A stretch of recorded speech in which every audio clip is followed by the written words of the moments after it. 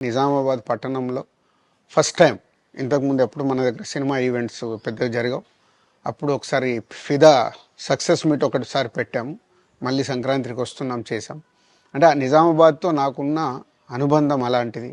నిజామాబాద్ జిల్లా వాసిగా అక్కడ ఈ సినిమా ఈవెంట్ చేయాలని చేయడం జరిగింది. పోతే ఆ ఈవెంట్లో నేను మన కల్చర్లో ఉండే మన దావత్ గురించి, మటను తెలగలు గురించి సంబోధించాను. నేను ఆ మాటలలో తెలంగాణ వాళ్ళని నేను అవమానించానని, తెలంగాణ మీద హేళన చేశానని కొంతమంది మిత్రులు కామెంట్స్ చేసి సోషల్ మీడియాలో పెట్టారని తెలిసింది. నా ఉద్దేశం అదే స్పీచ్లో లాస్ట్లో చెప్పడం జరిగింది. తెలంగాణ మన కల్చరు, మన దావత్తు నేను మిస్ అవుతున్నాను. సంక్రాంతికి 2 సినిమాలు రిలీజ్ అయ్యాక మన తెలంగాణ కల్చర్ దావత్ని నాకు చేసుకోవాలని ఉందని. సో మన కల్చర్ని అభిమానిస్తాను నేను. అదే అర్థం చేసుకోకుండా దాన్ని కొందరు సోషల్ మీడియాలో రాద్ధాంతం చేస్తున్నారని తెలిసింది. నిజంగా మీరందరూ ఆ మాట వల్ల ఏదైనా హర్ట్ అయి ఉంటే నన్ను క్షమించండి. ఎందుకంటే నా ఉద్దేశం అది కాదు.